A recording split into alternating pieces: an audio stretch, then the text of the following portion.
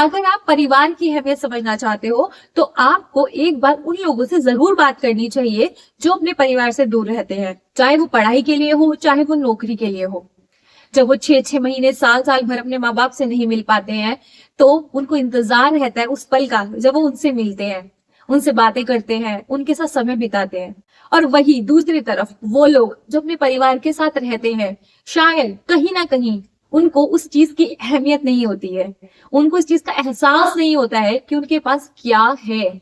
दुनिया में दो तरह के लोग पाए जाते हैं, एक वो जो अपने परिवार को अहमियत देते हैं और दूसरे वो जो पैसों को अहमियत देते हैं। इस चीज का एग्जाम्पल आपको यहाँ गीता जी में भी मिलेगा। पांडव जो अपने परिवार को अहमियत दे रहे हैं और वही कौरव जो कि अहमियत दे रहे हैं किसको? पैसे को, संपत्ति को, राज्य को। अर्जुन जो कि एक महान धनुषधारी है वो युद्ध नहीं लड़ना चाहते हैं। रीजन सिंपल सा ये है कि उन्हें अपने परिवार की अहमियत का पता है। वो उन लोगों में से है जो परिवार को सबसे ऊपर रखते हैं, जिनके लिए पैसा मायने नहीं रखता, परिवार मायने रखता है। वो जानते हैं कि अगर एक बार युद्ध शुरू हो गया तो उसके बाद अपनों को खोना निश्चित है, चाहे वो उनकी तरफ से युद्ध लड़ रहे हो चाहे वो उनके खिलाफ युद्ध लड़ रहे हो।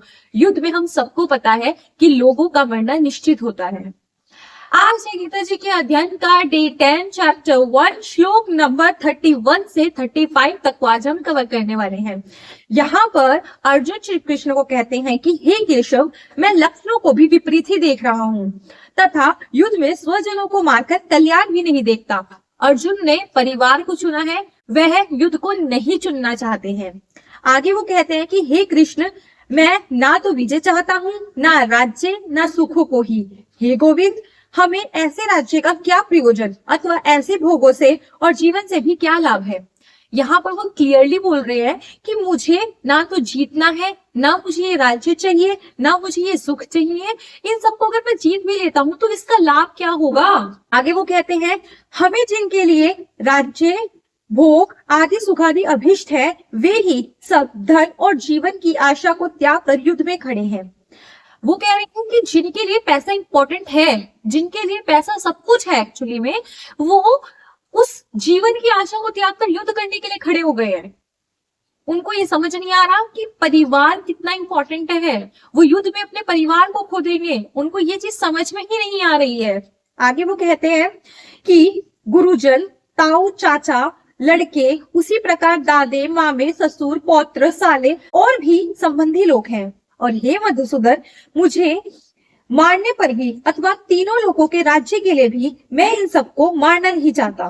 फिर पृथ्वी के लिए तो कहना ही क्या है। आगे अर्जुन कहते हैं कि अगर इन सबको मारने पर, ये जो सारे संबंधियों के मैंने नाम लिए हैं, इन सबको मारने के बाद अगर मुझे तीनों लोगों का राज्य भी मिल जाता है ना तो मुझको वो भी नहीं चाहिए, मैं उसको भी त्यागने को तैयार हूँ। तो पृथ्वी की तो बात ही क्या है। इन तीनों लोकों में आता है पाताल लोक, भूलोक और स्वर्गलोक। और इन तीनों का जो सुख है, इन तीनों की जो सुविधाएं हैं, मैं उसको भी परिवार के लिए उनको छोड़ने को तैयार हूँ। तो यहाँ से समझ आता है अर्जुन के लिए उनका परिवार कितना इंपॉर्टेंट है।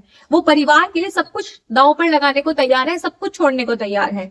वहीं दूसरी तरफ दुर्योधन अपने परिवार को दांव पे लगा चुका है, सिर्फ और सिर्फ राज्य के लालच में, पैसे के लालच में। दुनिया में भी इसी तरह के लोग पाए जाते हैं। कुछ लोग पैसों के लिए अपने परिवार को भी दांव पर लगा देते हैं और कुछ लोग अपने परिवार के लिए अपना सब कुछ लुटा देते हैं। आई होप आज का श्लोक आपको अच्छे से समझ आ गया होगा। मिलते हैं नेक्स्ट श्लोक के साथ, तब तक के लिए राधे राधे।